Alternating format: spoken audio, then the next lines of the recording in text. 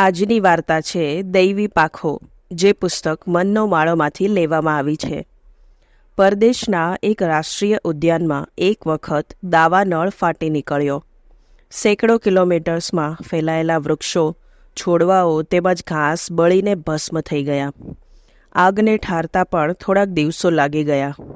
આગ સંપૂર્ણપણે ઠરી ગઈ પછી એ વિસ્તારના રેન્જ ફોરેસ્ટ ઓફિસર પોતાના માણસો સાથે વન્યજીવોની કેટલી ખુવારી થઈ છે તેનો અંદાજ લગાવવા માટે નીકળ્યા. એક પર્વત પર ચડતા એમણે એક વિચિત્ર દ્રશ્ય જોયું. બળીને સાવ ઠૂઠા થઈ ગયેલા ઝાડ નીચે એક વિશાળ પક્ષી ઊભા જ સળગી ગયું હતું, જાણે કોલસો જ બની ગયું હતું.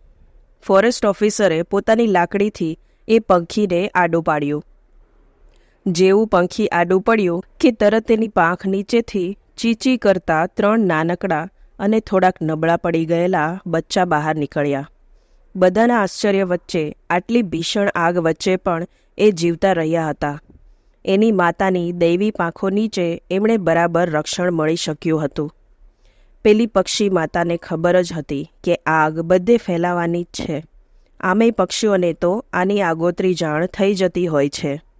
એ ધારત તો ઉડીને દૂર પણ જઈ શકી હોત, પરંતુ પોતાના બાળકોને નોધારા છોડી દેવાને બદલે એણે એમને પોતાની પાંખો નીચે ગોઠવી દીધા હશે. જ્યારે અગ્નિની જાળ એને અડકી હશે ત્યારે પણ એ જરાક પણ હલી નહીં હોય, કારણ કે જો એ હલી જાય તો પાંખ નીચેથી બચ્ચા બહાર આવી જાય. એ એમ જ ઊભા જ સળગી ગઈ હશે. એનો નિશ્ચય કેવો દ્રઢ અને અડગ હશે. એણે નક્કી કરી જ લીધું હશે કે એને મરવાનું જ છે, કારણ કે નાનકડી 3 જિંદગીઓને હજુ જીવન જીવવાનું બાકી હતું. આપણા અનેક અવતારો, મહાન પુરુષો તેમજ સરહદ પરના બહાદુર જવાનોએ આપણે શાંતિથી જિંદગી જીવી શકીએ તે માટે આવી જ રીતે અગન પીછોડી ઓઢી લીધી છે ને.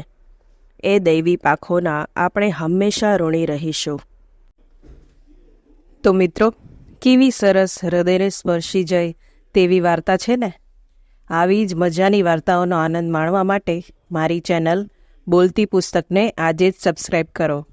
અને હા, લાઈક, શેર અને કમેન્ટ પણ જરૂરથી કરજો.